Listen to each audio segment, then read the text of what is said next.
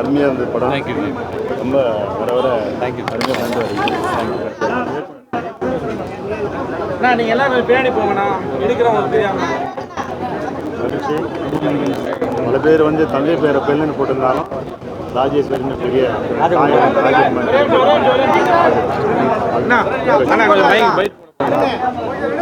ஹரி அந்த சைடில் கொஞ்சம் எல்லாரும்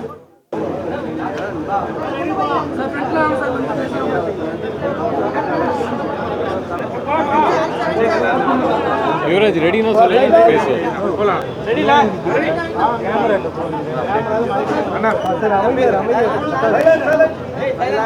வந்திருக்க பத்திரிகை மீடியா அனைவருக்கும் நன்றி. படம் பார்த்துருக்கீங்க. இந்த படம் வந்து வர 25 ரிலீஸு. இது வந்து ஒரு ரியல் லைஃப் இன்சிடென்ட்டு. ஸோ உங்களுக்கான கேள்விகள் எதுவாக இருந்தாலும் தாராளமாக எங்ககிட்ட கேட்கலாம். அதுக்கான பதிலை கண்டிப்பாக நாங்கள் சொல்லுவோம். இந்த படத்தை பற்றின எக்ஸ்பீரியன்ஸை நீங்கள் பேசலாம். நன்றி.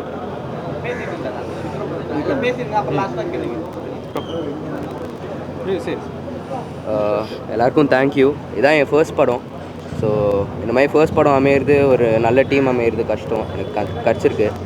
ஸோ 25th போய் பாருங்கள் படம். சார் நீங்கள் பேசுகிறீங்களா? எல்லோருக்கும் வணக்கம். ஏற்கனவே நான் விக்ரமபுரம் சாரோட டானாக்காரன் பண்ணியிருந்தேன். அதுக்கு ஓடிடியில் ரிலீஸ் ஆனாலும் பெரிய ஆதரவு கொடுத்துருந்தீங்க மீடியா. இந்த படத்துக்கு அதே ஆதரவு கொடுக்கணும்னு கேட்டுக்கிறேன். நன்றி. அனைவருக்கும் வணக்கம். என் முதல் படம் டானாக்காரன் ஆர்டேட்டாக பண்ணேன். அடுத்து இந்த படம் வந்து ரொம்ப எக்ஸைட்டாக இருக்குது. இந்த டீம் அமைஞ்சதுக்கு நான் மிகவும் நன்றி சொல்கிறேன். இந்த படத்தில் 50% செட்டு போட்டிருக்கு. அது லைவாக இருக்கும். உங்களுக்கு படத்தை பார்த்துட்டு நல்ல ஒரு ரிவ்யூ நீங்கள் பண்ணி கொடுக்கணும்னு ரொம்ப அன்போடு கேட்டுக்கிறேன். அனைவருக்கும் வணக்கம். டிசம்பர் 25 இந்த படம் ரிலீஸ் ஆகுது. நீங்கள் எல்லாத்துக்கும் இந்த படம் பிடிச்சிருக்குன்னு நினைக்கிறேன். இந்த படத்தை நீங்கள் மட்டும்தான் கொண்டு போய் மக்கள்கிட்ட சேர்த்த முடியும். நல்லபடியாக சேர்த்துனீங்க அப்படின்னா வர்த்தக ரீதியாக நல்லா வருங்கிற நம்பிக்கை எனக்கு இருக்குது. ஒரு நல்ல படத்தை வந்து மக்கள் வந்து கொண்டாடுற மாதிரி இருக்கணும். நன்றி. வணக்கம். சிறை டிசம்பர் 25 தியேட்டருக்கு வருது. இது வந்து ஒரு நல்ல team. Lalit sir producer of 7 screen. Akshay is getting introduced. நம்ம டானாக்காரன் டீம், தமிழ் சார் அவரோட கதை, அவரோட senior Suresh sir director, Madhesh Taanakkaran, என்னோட டானாக்காரன் டீம் மாதேஷ், பட் அவர் பெரிய டிஓபி தான். அண்ட் அதே மாதிரி ஆர்ட் டைரக்டர், நாங்கள் எல்லாமே ஒரு பெரிய டீம் இங்கே இருக்கோம். ரொம்ப பெருமையாக இருக்குது இப்படிப்பட்ட ஒரு படம் கொடுத்ததுக்கு. Reaction from the press and media ரொம்ப சந்தோஷம் கொடுத்துருக்கு. இதே மாதிரி ஆடியன்ஸும் வந்து தியேட்டரில் வந்து பார்த்து இதை என்ஜாய் பண்ணி கோ ஸ்ப்ரெட் த வேர்ல்ட். இது வந்து ஒரு நல்ல படம் அப்படிங்கிறத தாண்டி தமிழ்லேருந்து ஒரு நல்ல படம் வந்திருக்கு, பெருமை சேர்க்குற மாதிரி தமிழ் இண்டஸ்ட்ரிக்கு அப்படிங்கிறது நாங்கள் சொல்லணும்னு ஆசைப்படுறோம். ஸோ அதுக்கெலாம் வந்து ஆடியன்ஸ் வந்து சப்போர்ட் பண்ணி தியேட்டரில் வந்து பாருங்கள், என்ஜாய் பண்ணுங்கள். நன்றி.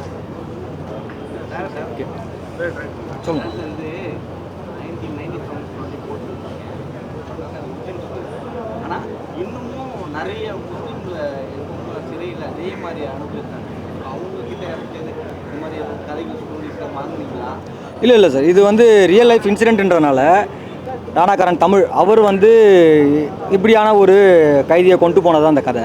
ஸோ அதனால் இப்போ இந்த மாதிரியான கைதிகள்ன்றதை தாண்டி இது வந்து விசாரணை கைதிகளை பற்றின கதை. இப்போ வந்து ஒரு குற்றம் நிரூபிக்கப்படாத சாட்டப்பட்ட ஒரு விசாரணை கைதியுடைய கதை இது. அது அவருடைய லைஃப்பில் நடந்ததுனால அந்த கதையை நாங்கள் இப்படி எடுத்துருக்கோம். நம்ம வழக்கமாக எப்பவுமே வந்து சிறைன்னு சொல்ல மாட்டோம், ஜெயிலுன்னு தான் சொல்லுவோம். ஜெயிலுக்கு போகிறேன் சொல்லுவாங்க. இப்போ வந்து ஜெயிலர் படம் எடுத்தனால சிறைன்னு வச்சுருக்கீங்களா? அப்படிலாம் இல்லை சார், அப்படிலாம் இல்லை சார். சிறையாக தான் சொல்கிறோம். சிறைனா சிறை வழிபட்டால் ஒரு ரவுண்டில் வரும், டைட்டில் போடுவாங்க. தவிர நம்ம நார்மலாக பேசும்போது ஜெயில் தான் சொல்லுவாங்க. அதுக்காக கேட்குறேன். இல்லை நமக்கு ஜெயில்ன்றது வந்து எல்லாருக்கும் இதுவானது. சிறை வந்து கொஞ்சம் டோனாக நல்லா இருக்கு இல்லையா? ஸோ அதுக்காக நம்ம சிறைன்னு வச்சுக்கோம். எந்த ஊரில் நடந்தது சார்? இது வந்து இப்போ நம்ம படத்தில் சிவகங்கைன்னு வச்சுருக்கோம். ரியலான வந்து திருச்சிக்கு பக்கத்தில் இருக்க ஒரு ஊர் பேர் வேண்டாம். இல்லை சார், நாங்கள் ட்ரை பண்ணோம். என்னென்னா இது நடந்தது வந்து 96 சம்திங், அந்த 96 97. ஸோ வந்து அந்த போலீஸாக தமிழுக்குமே வந்து அந்த கேஸ் நம்பர் கூட தெரியல. நாங்கள் ஃபாலோ பண்ணோம், ட்ரை பண்ணோம். ஏன்னா அது இருந்ததுன்னா இன்னும் நல்லாயிருக்கும் மீடியா முன்னாடி காட்டுறதுக்கு அவங்கள. பட் அது எங்களால் கிடைக்கவே முடியல. ஒருவேளை இதை பார்த்துட்டு வந்தாங்கன்னா அவங்க நம்ம மீடியா முன்னாடி கண்டிப்பாக அனுமதிப்படுத்துகிறோம். முதல் படமும் வெற்றி, 25வது படமும் பெரிய வெற்றி சொன்னீங்க. ரொம்ப நல்ல படமாக இருக்குது வருஷம் கழிச்சு. பேச்சில் நீங்களாம் வெற்றி பண்ணிட்டீங்க. பாக்ஸ் ஆஃபீஸ் ரீதியாக ப்ரொடியூசர் ஸ்மைல் பண்ணாருன்னா அது பெரிய வெற்றி நான் ஏற்றுப்பேன். அவ்வளோதான்.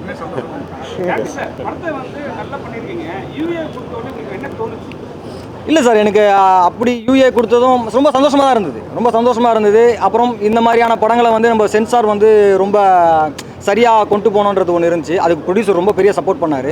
ஏன்னா அவர் ஆரம்ப கட்டத்துலேருந்து அது இந்த படத்தை வந்து ரொம்ப அழகாக எப்படி அதை நீட்டாக கொண்டு போய் இதில் சேர்க்கணுன்றதை அவர் ரொம்ப தெளிவாக இருந்தார். அவர் சரியாக பண்ணிட்டார். எனக்கு யூஏ ஒன்றும் பிரச்சனை இல்லை. நீங்கள் சொல்லுங்கள், படத்தில் 2 இடத்துல வந்து அஜித் சார் வந்து போவார். ஓப்பனிங் மாஸ்டர் பண்ணிங்க, விஜய் சார் வச்சு பண்ணதுனால அஜித் சாரை எடுக்க முடியலன்னு ஸ்க்ரீனில் காமிச்சிருக்கீங்களா? ஏன்னா ஆசையும் காமிக்கிறீங்க, கிளாஸ்க்கு பக்கத்தில் அஜித் ஸ்டில் வரப்போ முத்தம் கொடுத்துட்டு வர போவாங்க. இல்லை அப்படி இல்லை. இந்த படத்துக்கு வந்து நாங்கள் ரைட்ஸ் வாங்க போகும்போது எங்களுக்கு வந்து அந்த படம் தான் கிடச்சிச்சு உடனே. இப்போ வேறு படம் 2-3 படம் போட்டிருந்தோம். அந்த படம் வந்து ரைட்ஸ் கிடைக்கல. ஏன்னா இது வந்து நம்ம வீடியோ ரைட்ஸும் வாங்க வேண்டியது இருக்குது. இந்த மாதிரி இப்போ இளையராஜா சட்டை இப்போ பாட்டு போடணும், இளையராஜா சட்டையும் வாங்கணும், அந்த மியூசிக் கம்பெனிட்டி வாங்கணும். இது உடனே கிடைக்கல. எது எங்களுக்கு உடனே கிடைக்கிற மாதிரி இருந்துச்சோ அதுக்கு ட்ரை பண்ணி வாங்கணும்னு வச்சுக்கோங்க. அதான் ரீசன், வேறு ஒன்றுமே இல்லை. இந்த படத்தில் லாஸ்ட் சீன் அவர் வெளில போகும்போது சொல்லுவோம், ஜெயிலர் நம்பி நல்லா அந்த பொண்ணு வச்சு வாழ்ந்தாங்க. இந்த சீன் நீங்கள் தான் நடிச்சிங்களா? இல்லை இல்லை மாதிரி ஒரு சார் பையன் பண்ணுறான்னு ஒரு சீன் வரலாமே அப்படின்னு தோணுது. இல்லை அந்த மாதிரிலாம் ஒன்றும் நடிக்கணும் ஆசையெல்லாம் எனக்கு கிடையவே கிடையாது. அது பையனோட இருக்கட்டும் கிடைக்கும். விக்ரம் சார், போலீஸ் வந்து பாசிட்டிவாக வந்து நல்ல காமிச்சு இந்த மாதிரி இடைத்துணை காவலர்கள் அதிகாரிகளுக்குலாம் போலீஸ்க்கு ஸ்பெஷல் ஷோ போடுற மாதிரி ஏதாவது ஐடியா இருக்காங்க? படம் பார்த்தா அவங்களோட மென்டல் வேறு மாதிரி. நிச்சயம் பண்ணுவோம். அந்த ஆவடி இருக்கிற அந்த ட்ரைனிங் காலேஜில் பேசிகிட்டு இருக்கோம். படலீஸுக்கு அப்புறம் அங்கே போய் போடலான்னு சொல்லி ஒரு எண்ணம் இருக்குது. அப்பாவுக்கு ரொம்ப பிடிச்சிருந்துச்சு. ஒரு நல்ல படம், அது ரொம்ப முக்கியம் அப்படின்னு சொன்னாங்க. ஸோ அது சொல்கிறதே பெரிய விஷயம். அது வந்து அந்த ஒத்த வாரத்தை சொல்கிற மாதிரி சொல்லி விட்ருவாங்க. அது மாதிரி ரொம்ப திருப்தி. அது நீங்கள் தானாக்காரங்களையும் சரி, காவல்துறையில் நடக்கிற இதையும் பீட் பண்ணி வைக்கிறீங்க.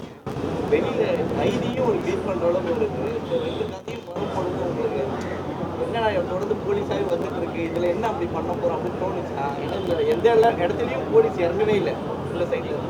ஆமாம். இப்போ போலீஸ் இறக்கி காமிக்கணுங்கிற எண்ணம் இல்லை, ஏற்றி காமி அந்த விதத்தில் வந்து நாங்கள் சூஸ் பண்ணுற கதைகள் வந்து எல்லாருக்கும் போய் சேரணும், ஒரு பாசிட்டிவிட்டி ஏதோ ஒரு விஷயத்தில் இருக்கணும் அப்படின்னு நம்பி எடுக்கிறோம். டானாகாரனில் வந்து அது ஒரு அந்த அந்த அந்த கேரக்டருக்கே வந்து போலீஸ் இடம் வந்து ஒரு ஷாக்காக இருக்கும். இது வந்து அது உள்ளரே பழகினவன், அதுதான் டிஃப்ரென்ஸு. ஸோ ரெண்டுமே வந்து நல்ல விஷயம் சொல்ல வரோம். ஸோ அந்த விதத்தில் நல்ல விஷயம் சொல்லியிருக்கோம் நம்புகிறோம். அவ்வளோ இந்த கேள்வினா, ஜட்ஜு முன்னாடி எந்த போலீஸும் வந்து போய் பேச மாட்டாங்க. இது வந்து நீங்கள் திருப்பி கேட்டுக்கிட்டே இருந்துருக்கீங்கன்னு போது அதனால தான் பேசிக்க அவ்வளோ தைரியம் வரணும்ல. ரிமாண்டர் கொடுத்துட்றாங்க, அதையும் தாண்டி ஏதாவது கேட்கணும். எல்லாரும் படம் பார்க்கட்டுமே. ஆக்சுவலாக ஒரு காட்சியில் பார்த்தீங்கன்னா நமாஸ் பண்ணுற மாதிரி சீன் இருக்கும். பக்கத்துலேயே இந்து கோயிலும் சாமி கும்பிட்ற மாதிரி இருக்கும். ஆனால் வந்து போலீஸ்காரை வந்து நமாஸ் பண்ணக்கூடாது அப்படிங்கிற மாதிரி சொல்லுவாங்க. ஆனால் அதே இடத்துல இன்னொருத்தரும் சாமி கும்பிட்டு இருக்காங்க இல்லையா? ஸோ இது மட்டும் பாரபட்சமாக இருக்கிற மாதிரி இல்லையா? இல்லை சார், பாரபட்சம் இல்லை. இது ஒரு பொது மனநிலை தானே. அது ஒரு பொதுவான மனநிலை வந்து என்னவா இருக்குன்னா, இந்த மாதிரியான இப்போ இங்கே வந்து நம்ம சிறுபான்மைன்னு சொல்கிற ஒரு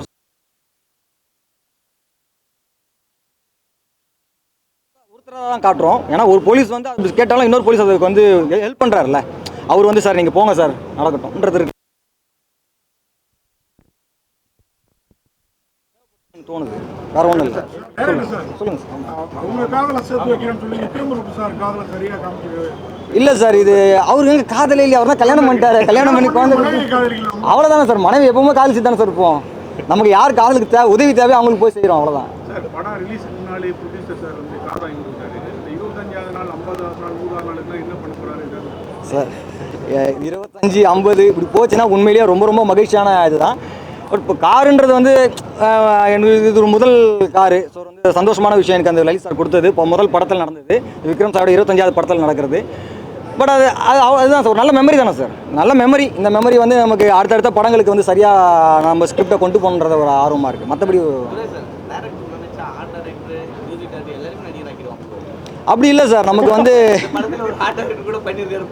இல்லை, அது ஒரு சின்ன இதுதான். அது அந்த டைமில் நமக்கு தேவைப்பட்டது பண்ணுறோம். அவர்கிட்ட எப்படி வாங்குனீங்கன்றதாங்க. தேனப்பன் வந்து 5 வருஷம் சொல்கிறாரு, அடுத்து ஒரு 5 வருஷம் யார் சொன்னது ஏதோ இல்லை சார், அது வந்து இப்போ நம்ம ஒரு இப்போ தேனப்பன் சார் சொல்கிறது இருக்குல்ல, நீ 5 வருஷமாக உள்ளே இருந்துட்டேன்னு சொல்கிறது இருக்குல்ல. இப்போ இது வந்து என்ன நிரூபிக்கப்பட்ட கொலைக்காக இருந்தாலும் பரவாயில்ல, இது வந்து வெறும் விசாரணை கைதியினுடைய இதுதான். ஸோ அப்போ வந்து இது ஒரு தற்காப்புக்கு நடந்த ஒரு தான். அப்போ இதுக்காக தான் அவர் சொல்கிறாரு. ஸோ இப்போ அவர் கேட்குறது என்னவா இருக்குன்னா, எப்போதும் ஒரு அயராக்கியில் இருக்கும்போது ஒருத்தவங்க கேள்வி கேட்டால் கீழே இருக்கவங்க கேள்வி கேட்கும்போது ஒரு கோவம் வந்துடும். ஆட்டோமேட்டிக்காக வர கோவம் தான் அது. அது இயல்பு, மனநிலையான ஒரு இயல்பு. அந்த இயல்பில் அவர் ரிஃப்ளெக்ட் பண்ணுறதான தவிர்த்து அவருக்கும் தெரியும் அது அந்த இடத்துல வர ரிஃப்ளெக்ட் பண்ணுறது தான். அது மற்றபடி ஒன்றும் இல்லை. அது சினிமாவாக இருக்குமோன்னு தோணுச்சு சார் எனக்கு. நம்ம ரியல் லைஃப்பில் நம்ம அப்படி பேச மாட்டோம், ஒரு ஜட்ஜிக்கிட்ட பேச மாட்டோம், அவங்க பெரிய பதவியில் இருக்கவங்க அப்படி பேச மாட்டோம் கண்டிப்பாக. அதுக்காக தான். நல்லா வந்துருக்கு. இப்போதான் ஆடியில் டப்புன்னு வரீங்க. ஹீரோயின் வந்துருக்கலாமே, நல்ல படம். எல்லாத்தையும் இவ்வளோ பேர் கேள்வி கேட்டுருந்தாங்க, ஹீரோயின் வரல. இல்லை சார், அப்படி ஐயோ அப்படி அதுக்காகலாம் இல்லை. அவங்க கொஞ்சம் வெளியே வேலையாக போயிருக்காங்க, அதனால தான். சார் பொதுவாக அந்த மாதிரி குடிகார கேரக்டர் பார்த்தீங்கன்னா இந்த குழந்தையாவையும் அவர் அடையணும்னு காமிப்பாங்க. அந்த மாதிரி இல்லாமல் பண்ணணும்னு எப்படி தோணுச்சு? இல்லை சார், சினிமாவாக வேண்டான்னு பார்த்தேன் சார், அவ்வளோதான் சார். நல்லா ஹீரோ வாங்க வாங்க தம்பி.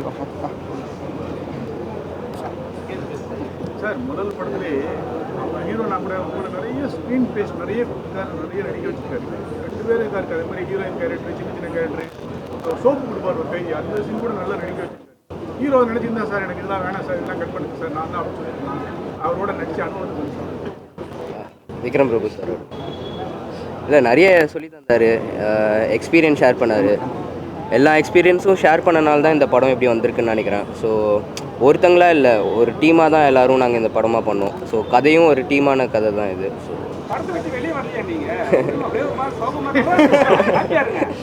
இல்லை ஃபஸ்ட் டைம் ப்ரெஸ் முன்னாடி பேசுகிறேன், தப்பாக பேசினா தப்பாயிடும். உங்களுக்கு மட்டும் இல்லை, இந்த 2 போலீஸ்காரங்களுக்கு கூட இம்பார்ட்டன்ட் இருந்தது. மற்ற ஹீரோனா கொஞ்சம் அந்த சீனை எடுத்துருங்கன்னு சொல்லுவாங்க. அந்த மாதிரி இல்லை சார், நான் என்றைக்குமே முதல் படத்துலேருந்து சொல்கிறது தான், ஒருத்தரால் படம் ஓட போகிறதில்ல. அது வந்து ஒரு ஃபேமிலி ஆட்டம், ஒரு டீம் ஆட்டம். இன்றைக்கி நான் என்னோட டீமோட சந்தோஷமாக நிற்கிறேன்னா எல்லோரும் அவங்களோட வேர்வையை சிந்திருக்காங்க இங்கே. ஸோ அதனால் வந்து என்றைக்குமே ஸ்க்ரீன் ஸ்பேஸ் யாருக்கு தேவையோ, அந்த கதைக்கு யார் இருக்கணுமோ அவங்க தான் இருக்காங்க. ஸோ அந்த விதத்தில் வந்து நான் என்றைக்குமே கதைக்கு முக்கியத்துவம் கொடுவேன், டைரக்டருக்கு முக்கியத்துவம் கொடுவேன். ஒரு சில படங்கள் ஒர்க் ஆகாதே வந்து சில நேரத்தில் நம்ம ரொம்ப நிறையா கொடுத்துருக்கோமா அப்படின்னு நீங்களாம் கேட்டிருக்கீங்க. பட் அது இல்லை, நல்ல கதை நல்லா வரணும், நல்ல படமாக வந்து சேரணும் அந்த கதை.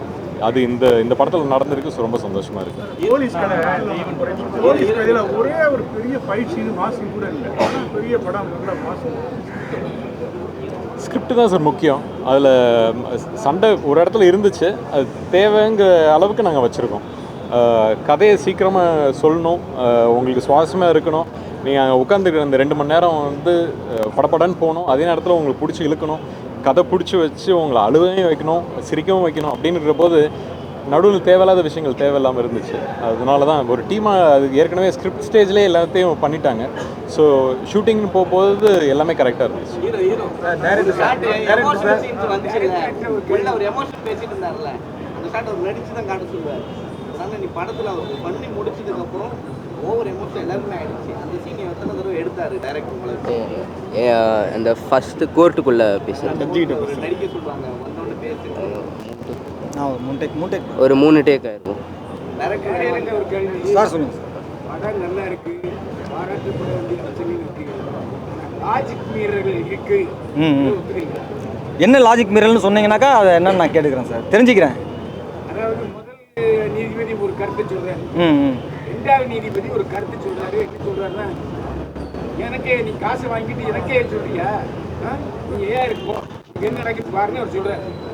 அதில் அவர் என்ன எழுதியிருந்தார், அப்படி எழுதியிருக்கிற பட்சத்தில் அவர் பதவிக்கு ஆபத்து வந்துருக்கு. கண்டிப்பாக வரும் சார். இது என்னென்னா எல்லாம் ஒரு சிஸ்டம்குள்ளே இயங்குறது தானே சார். இப்போ யார் நான் என்னவா அதை பார்த்து, இப்போ வந்து இந்த ரைட்டர் தமிழ் இருக்கார் இல்லையா, அவருக்கு நடந்தது தான் இது. அவருக்கு ஒன்றும் வேலையை விட்டு போகல, அவர் வேலையை விட்டு தூக்கலை. சிஸ்டம் எப்போதும் வந்து ஒரு இணக்கமாக தான் இருக்குது, ஒன்றுத்துக்கு ஒன்று ஒரு இணக்கமாக தான் இருக்குது. ஒரு வான் பண்ணணும், உங்கள் அதிகாரத்துக்கு மீறி நீங்கள் ஒன்று பண்ணீங்கன்னா உங்களை வான் பண்ணணும். அதுதான் நான் சொன்னேன், அயராக்கியோடு நம்ம முதல்ல பேசுகிறதுன்றது அது வந்து ரொம்ப அவங்க தப்புன்னு சொல்கிறாங்கல்ல. நீங்கள்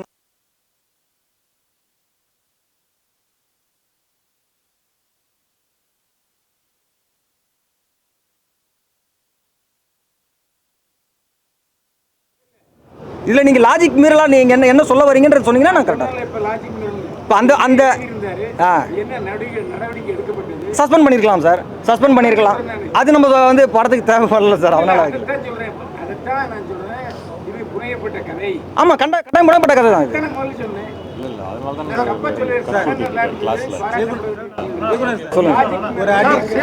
ஒரு அடிமை சங்கிலியை அடிச்சு உடைச்சிருக்கீங்க.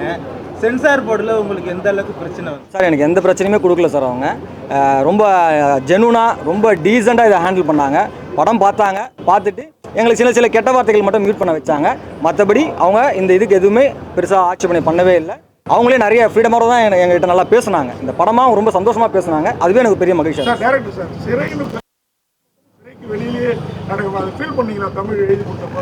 இல்லை சார், நாங்கள் இல்லை நாங்கள் முதல்ல வச்சுருந்த இது வேறு சார். அப்போ வந்து எஸ்கார்ட்னு வச்சுருந்தோம். அதோடைய மீனிங்கோ அது வந்து ஆங்கிலத்தில் இருக்கிறதுனால அதை நம்ம வேண்டாம் சிறைக்குன்னு போவோம்னு சொல்லி நம்ம அதை பிளான் பண்ணோம். மற்றபடி அதுக்காக ஒன்றும் இல்லை சார். ரொம்ப நன்றி, வந்து எல்லாருக்குமே ரொம்ப நன்றி சார். ரொம்ப நன்றி சார். தேங்க்யூ. என்ன காரணம்னா